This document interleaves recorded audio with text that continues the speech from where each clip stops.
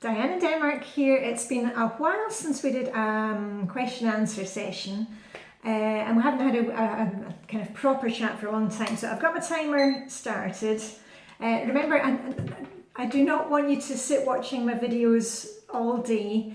I'm here to be your cheerleader, to encourage you to, get things done, either using Getting Things Done system or KonMari, Flylady, whatever it is. We're all in this together. And on that note, you maybe saw it if you follow me on Instagram. It's the same as here, Diane in Denmark. And you don't need to be on Instagram to see what we're up to. So if you've been kind of resisting Instagram, there's a link in the video information. I'll put it in the comments as well. But all you need to do is to click on the link and you'll see what I'm up to, posting my outfit for the day, including a scarf that I did, from a declutter session the other day, or, what I'm making for dinner, shiny sink at the end of the night. So if you've been kind of resisting Instagram, you don't need to be signed up for it. You can just click and you can see what I'm up to. Anyway, long story short, I posted on Instagram yesterday that I've had the blahs, not the blues, just the blahs for the last couple of days. Started at the weekend. It's a hormonal thing, I know that. And I know a lot of you are the same because I sent out virtual hugs and you sent them back, and it was really nice, just when you're not feeling, when you're really not feeling it, when you're not feeling good, tell somebody, tell others, because we are all in the same boat. I get this at the end of the month and we're all in the same boat, and it really does help, by telling somebody else. And also, just as I've said it before, my routines really help to pull me through the good days and the bad days, especially the bad days. That's what I turn to, my routines. And then you've got to really, be nice to yourself. Don't set the bar too high. Whatever you're doing, just, take time to acknowledge that you're not quite feeling it, but, this too shall pass, and there's, there's light at the end of the tunnel, and there's sun coming in the sky. We're heading towards spring. So anyway, I'm feeling a lot brighter today, and I thought we would have a wee chat because we've got lots going on. We've got our 40-day challenge, and remember, we're just doing one item per day. Now, I've already had comments from some of you, and hands up if you're in this group. You were in the 40-day challenge last year. Remember, I did it last year. And you thought that just one item a day, that's not enough. You have to do more than one item. And I've said to you, just go for one item. It doesn't need to be one bag or one carload. We're just going for one item a day. We're looking for consistency here.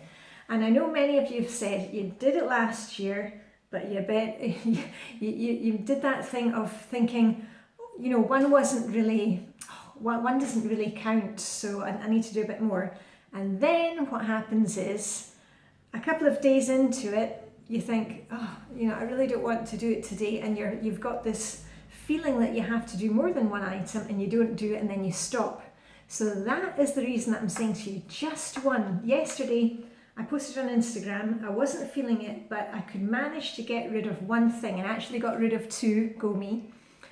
And I can see a lot of you, because if you're on Instagram, you will see what the others have decluttered, and it can be things like, unmentionables, underwear that doesn't feel comfortable. I mean, nobody's got time to wear uncomfortable underwear. We're grown-ups. We shouldn't have to wear underwear that's uncomfortable, or shoes that pinch our toes, or use things in the kitchen that are broken, or I've got a splint, what do you call it? A splinter? Shards coming off it. Life is too short for that. You deserve better. So let's just take it one item at a time. If you can do more than that, that's well and good. And that's the thing, when you sit back and say, I only need to do one. I've seen a lot of you have said, hey, I only had to do one, but I found this and that and the other thing, and I was able to let them go. So, and on the topic of the 40-day challenge, I'm posting every day on Instagram, like I do a little quick video because I can only do like 1 minute at a time, and I show you what my item is. But I will put those together, you know, all those together, and once a week I'll put it on YouTube. It's just it takes too long on YouTube for me to upload, and I'm on YouTube, but I am not here to waste time on YouTube. You know, I'm just here in Denmark, hopefully encouraging you, but this for me is not a full-time job. Yeah, and I try very hard to keep my boundaries, or otherwise I wouldn't be a very good mentor, you know. So, and I really watch my time, and also I cannot, and I don't look at private messages because there's some weird things in there. You know, I now have 12,000 subscribers on YouTube, and I think it's about 3,500 on Instagram. So I very occasionally look at the private messages in there because there's a lot of weird things.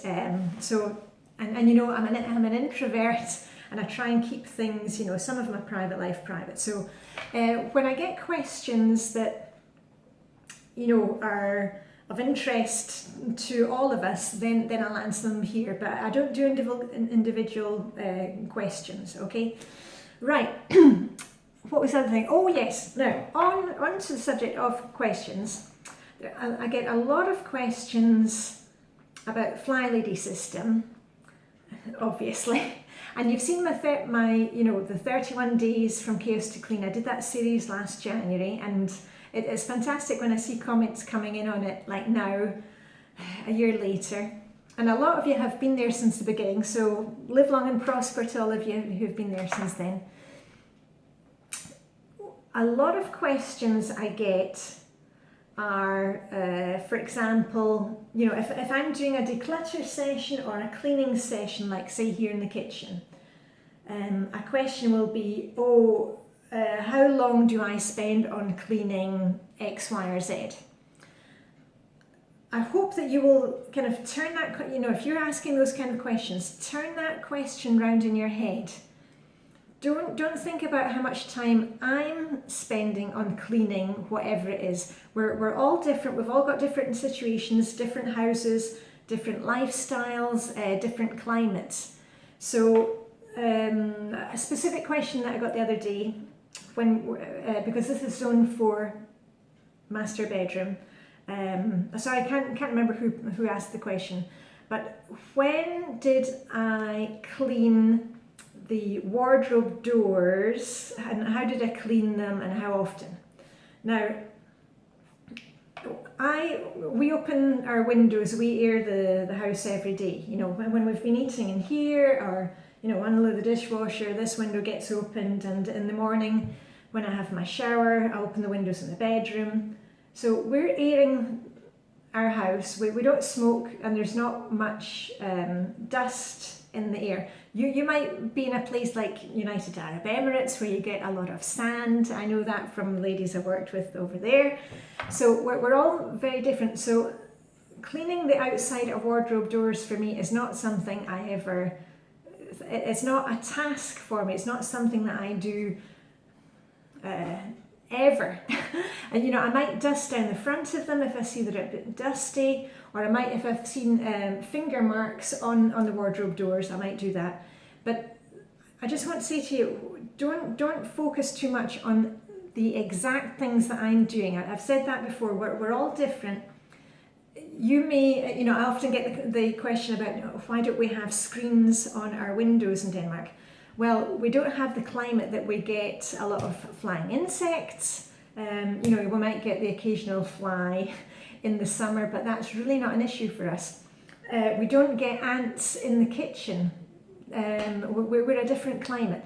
So don't focus too much on exactly what I'm doing. That's why it's really good if you, let me just grab it. If you made your control journal, hopefully made a control journal when you did your 31 baby steps, of course you're not going to be doing detailed cleaning in the start. The main thing, as you know, hopefully, is to concentrate on decluttering. If you're decluttering just a little bit every day, and it doesn't need to be 15 minutes a day, Monday to Sunday. Don't feel like you have to do that. Just declutter a wee bit of time.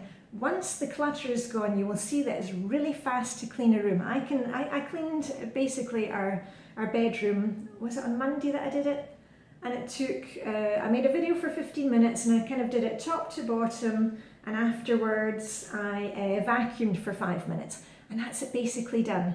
And of course you can go a bit more into it, that some months you could maybe take down the light fitting, clean that off, you know, go really into the details. But if you have a, here's my control journal, I love these little pictures to, you know, if you're having a bad day, you can always go and have a wee look in your control journal, see if there's something fun in there. I printed off the Flylady's detailed cleaning list. Let me just get them, because I've also got my kind of Monday, you know, the daily focus thing. Right, here we are. I'll just show you the one. This is the one that I showed you the other day when we were doing the kitchen. And you know, you can use this not as a checklist, okay? You're not supposed to be doing all of this every month. Just use this as an idea of what you can do in the zone. You can also follow the missions, and remember, you don't need to do 5 missions a week. Just do 1 or 2 missions. And you know, you can add on your own ideas according to your life, your family. Now here's one that I can get rid of, because I had written down, made a wee note to myself to get some more plates from IKEA, because we'd bought a set of 6 and I've now added an extra couple, so now we've got 8. Let me just pop that into paper recycling. There we go. Ooh, go me. And you know, you can add things to your list so that when you are in your own home, you know, and adjust things. It's all about adjusting it to you.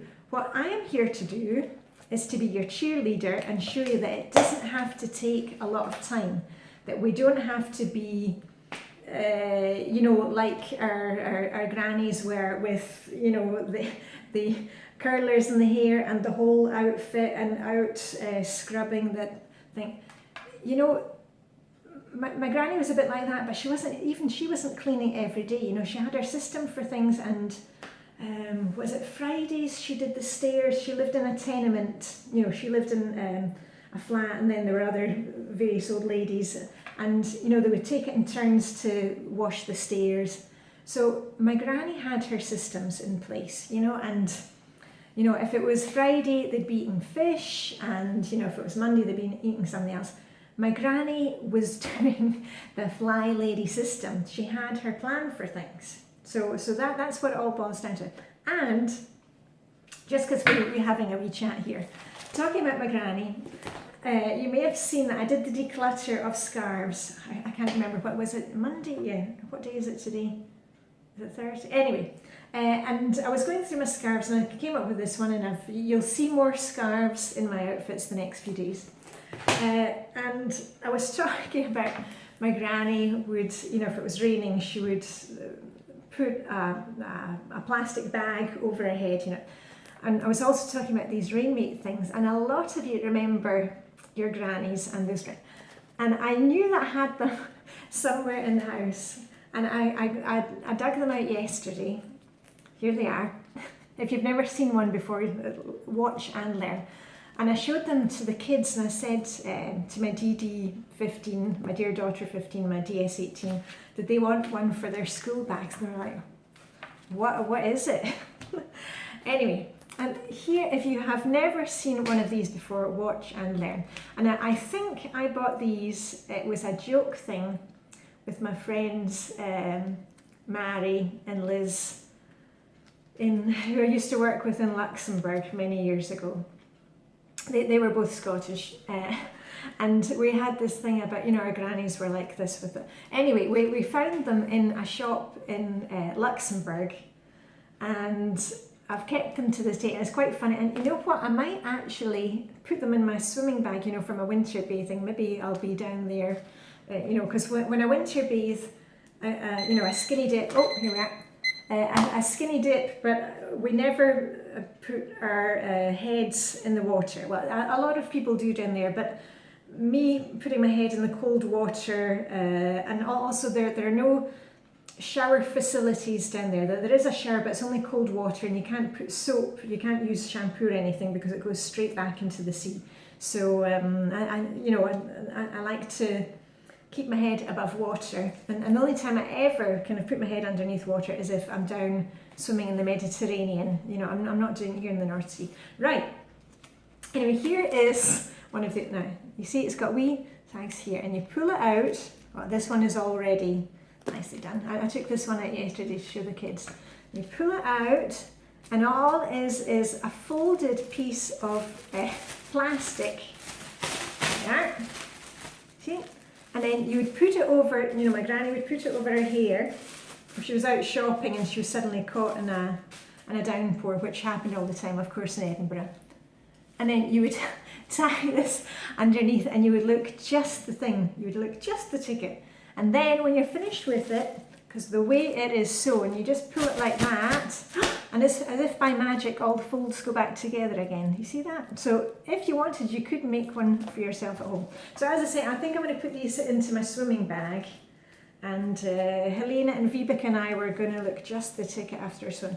Now, what else? Oh, and I'll do just another couple of questions. We'll take it to 20 minutes. I get a lot of questions. Oh, hold on, I've dropped the thing. Lots of questions about me being in Denmark, and I made a video about me and finding the Flylady system and all about where I'm from, and it's linked to, it's called Doubts in My Flylady Story. It's in the video information. I'll also put that in the comments. But I get a lot of questions about what we speak in our family. Now, I'm from Edinburgh, moved to go and work in Luxembourg at the European Court of Justice, and I did that when I was 21. That was in 1989. I'd worked at a woolen merchants called George Hannison and Company. Not George Hannison, you know, not that George Hannison. I worked there from 1986 to 89, and then I was headhunted by Sir David to go and work in Luxembourg. And it was there that I met my husband. He was working for the Danish judge, and I was working for the British judge, Scottish judge. And then, you know, love at first sight. And then we moved to Denmark in 1998. Yeah, we got married in 1998. I met my husband in 94. That's right. And moved here in 1998. And then, got married in 1998 in Edinburgh, and moved from Luxembourg to Copenhagen in 1998. So I've been here for 20 years, and my DS18 was born in 1999. There we go. And my husband and myself, we've always spoken English together. I didn't speak Danish, obviously, before I met him.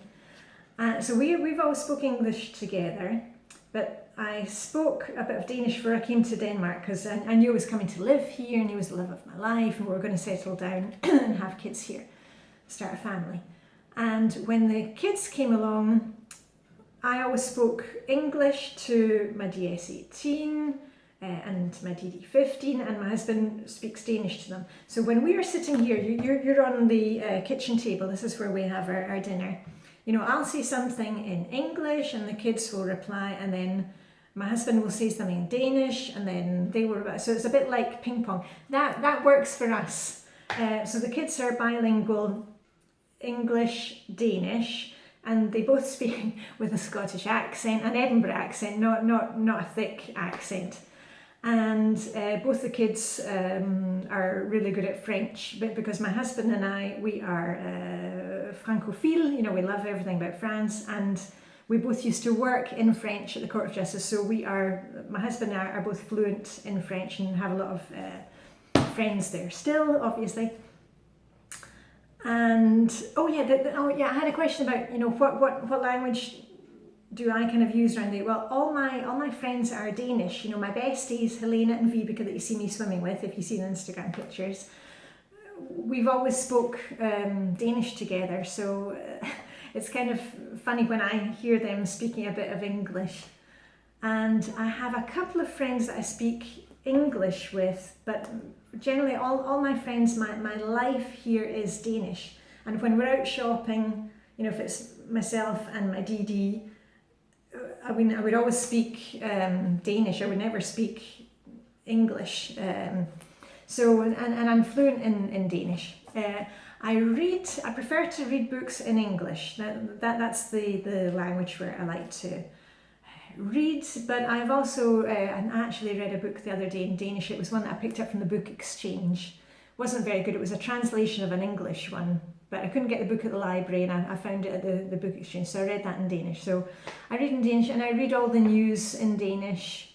I never watch the news on television because I just can't stand all that extra stuff. I just want the facts, so I only ever hear the news on the radio, and I shy away from anything like that on the television. It's just drives me crazy. Anyway, I'm going to stop it there because we've been going for 20 minutes, and I hope you've been able to fold some laundry or do some decluttering of your desk at work if that's where you're watching me, or it's so funny when I see on Instagram and then you've got me on your iPad or something in the laundry room or on the huge screen in the living room. It's a fun thing. Anyway, I'm going to stop it there. I shall be back tomorrow, probably doing some more decluttering.